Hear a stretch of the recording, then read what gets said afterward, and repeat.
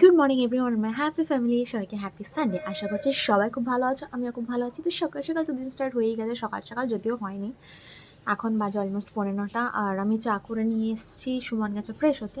তো সুমন আসলে একসাথে চা খাবো, দুজনে এভাবেই দিনটাকে স্টার্ট করবো। বাই দ্য ওয়ে, চা না, আজকে কফি করেছি।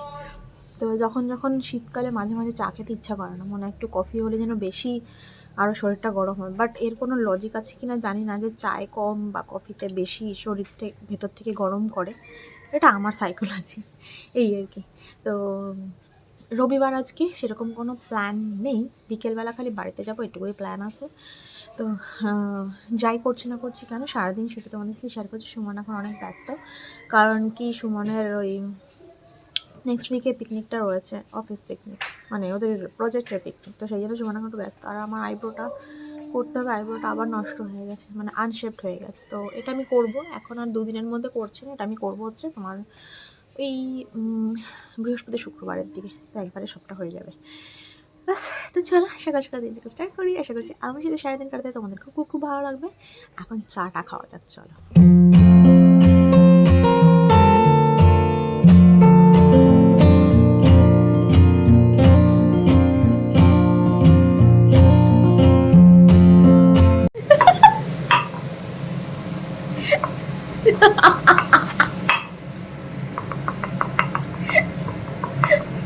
বাটছো না বেলছো? বাড়ছে, দেখতে পাচ্ছ না? বোঝো না কোনটা বাটা কোনটা ব্যথা? বুঝতে পারছি না তো। এসছিল আখরোট ভাঙতে, দিয়েছি আমি জায়ফল বাটতে। বেশ পারদর্শিতার সাথে জায়ফল গুঁড়ো করা হচ্ছে। আর না না না, পুরো মিহিয়ে গেছে, ছেড়ে দাও, থ্যাংক ইউ। এবার মাংসের মধ্যে দিয়ে দাও। আর আমাদের আজকে লাঞ্চ মেনু হচ্ছে আলু দিয়ে মাংসের ঝোল আর ভাত, ব্যাস এইটুকুই। আর রান্না করতে করতেই মোটামুটি রান্নাঘরটা পুরো ক্লিন করে ফেলেছি, শুধু গ্যাস ওভেনটা বাকি, যেহেতু রান্না হচ্ছে ওটা একটু পরে করে নেব ব্যাস। তাই কি এখন রান্না হয়ে গেলে স্নান করব, স্নান করে যাবো হচ্ছে ফুল তুলতে। সুমন একটু বেরিয়েছে, কখন আসে দেখি, তারপর লাঞ্চ করব। এই তোর ভাই কোথায়? তোর ভাই কোথায় রে? জায়গাটাকে তো পুরো মানে ভ্যাট বানিয়ে রেখে দিয়েছিস। ওই যে আর একজন, ওই যে, আর এই যে। তা আমি এখন এসছি ফুল নিতে। কোথা থেকে নিই এই ফুলটা? কেমন দেখো, বন্ধ বন্ধ হয়ে আছে। এই আসবি না গায়ে এখন। দেখো দেখো দেখো, দেখলি? ওই আরে শোন না, আরে আজব তো তুই। দেখো দেখো দেখো, বললে আরো বেশি করে দৌড়ায়, ভয় নেই শরীরে। ইস, একদম এখানে থাকবে, দুষ্টু বাচ্চা সব। তো আমি স্নান করে আসলাম হচ্ছে ওপরে ছাদে জামা কাপড় দিতে, আর এগুলো করছে এখানে মারামারি। দেখো কি তছনছ করেছে, পুরো জায়গাটা দেখো নোংরা করে দিয়েছে। এখান থেকে সব রাখা হয় জিনিসগুলো ফেলবো বলে, এক জায়গায় গার্বেজগুলো গুছিয়ে রাখা হয়, একবারে বস্তায় ভরে ফেলা হবে, সেইগুলো টেনে টেনে নিয়ে সব বের করেছে। কি জ্বালা বলো, পুরো উঠোনটাকে ছড়িয়ে নোংরা করেছে। এখন কে পরিষ্কার করবে? ওর মা মাল্টি পরিষ্কার করবে এগুলো? তো বহাল তবিয়তে মারামারি করে যাচ্ছে। ভীষণ জেদ কুকুরগুলো, আর ভীষণ সাহসী কুকুরগুলো। ওর বাবার মতোই হয়েছে একদম, ভয় পায় না কিচ্ছুতে। আর এই টাইমটা আমাদের ছাদে যে প্রবলেমটা হয় সেটা হচ্ছে, পুরো ছাদে কোথাও একটু রোদ পাওয়া যায় না। ঠিক এই 1টা থেকে 1:30 2টোর মধ্যে দেখো, ওই ছাদ, উপরের ছাদটাও ছায়া, এই ছাদটা পুরো ছায়া, পুরোটাই ছায়া, দেখেছো? একটু স্নান করে যে রোদ পোহাবো সেটার কোনো জায়গা নেই। এই কোণাটাতে একমাত্র দাঁড়ালে, এই যে এই জায়গাটাতে একটু হালকা রোদ, হালকা, তাও মুখে লাগে তো পায়ে লাগে না, গায়ে লাগে তো মাথায় লাগে না, এই রকম রোদ। শীতকালটা পুরো এরকম, আর গরমকালটা রোদ ছাড়ে না, ছাদ মোটে রোদ ছাড়বে না। পুরো ছাদে সকালবেলা সূর্য ওঠা থেকে সূর্য অস্ত যাওয়া অবধি, বিকজ সূর্যটা তখন ওপর থেকে যায় একদম। তো এই আর কি, কি বলবো। এখন আর একটু রোদে দাঁড়িয়েছি, যেটুকু রোদ পাই আর কি সেটুকুই গায়ে রোদ লাগিয়ে তারপর যাবো হচ্ছে। নিজের সুমন্ত গেছে বাইরে, কাজ আছে কিছু ওর, সেই কাজ মেটাতে গেছে, ব্যাস। So good evening everyone. Winter clothes অনেকদিন আগেই বের করার কথা ছিল, বাট এই মোটা জ্যাকেটটা আজকেই প্রথম বেরোলো, আজকেই এবছরের মতো প্রথম গায়ে উঠলো আমারও, সুমনের মোটা জ্যাকেটটাও। আজকে আর অল্প মানে পাতলা জ্যাকেটে হবে না, যা ঠান্ডা পড়েছে। বাঘের গায়ে যখন শীত লেগেছে তখন ভালো মতোই ঠান্ডাটা পড়েছে, বোঝাই যাচ্ছে। ঠান্ডা লাগছে।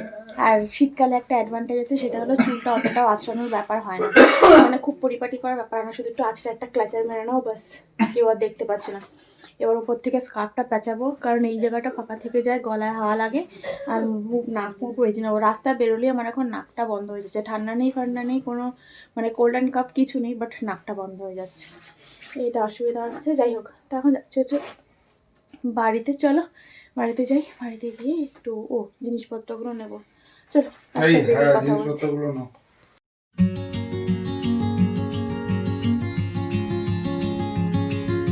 এখন রেলগেট পড়ে রয়েছে, ট্রেন যাচ্ছে দেখতেই পাচ্ছ, আর কি সুন্দর চাঁদটা দেখা যাচ্ছে, দেখো। যাই হোক চলো। আর আজকে বাড়িতে আসার পর ইয়ামি ইয়ামি চিকেন পাস্তা পেয়েছি, মনটা একদম খুশিতে ভরে গেছে, এত ভালো লাগছে কি বলবো, অনেক দিন পর চিকেন পাস্তা খাচ্ছি আর কি। তো যাই হোক চলো, এখন চিকেন পাস্তাটা এনজয় করি, তারপর বেরিয়ে তোমাদের সাথে কথা বলছি আমি। সো আমরা এখন নিচ্ছি হচ্ছে তরকারি, যে পেছনে রয়েছে হচ্ছে ওই কোথাকার যেন ডাকাত হয়, সেখানকার ডাকাত পেছনে রয়েছে। দুপুর রাতের বেলা ডিনার করেই ডাকাতি করতে বেরোবে বলে রেডি হয়ে রয়েছে একদম। আর এখন আমরা নেব হচ্ছে তরকা। ফার্স্ট জ্যাকেট বার করেছি আজকে। হ্যাঁ সেটাই বললাম, মানে আজকে শুধু না, কয়েকদিন ধরে পুরো লেভেলের ঠান্ডা পড়েছে, রাস্তায় বেরোলে রাতেরবেলা খুবই কষ্ট হচ্ছে। তো এখন আমরা দুজন মিলে তরকা নেবো, নিয়ে রুটি নেবো, রুটি বাড়িতে যাবো, ভাত করে রেখে এসেছি, বাট রাতেরবেলা রুটি খেতে ইচ্ছে করছে, মাংস দুপুরের মাংস আর খেতে ইচ্ছে করছে না, মাংস একবার খেলে আর একবার খেতে ইচ্ছে করে না, আর উপরসে আবার চিকেন দিয়েই পাস্তা খেয়ে আসলাম।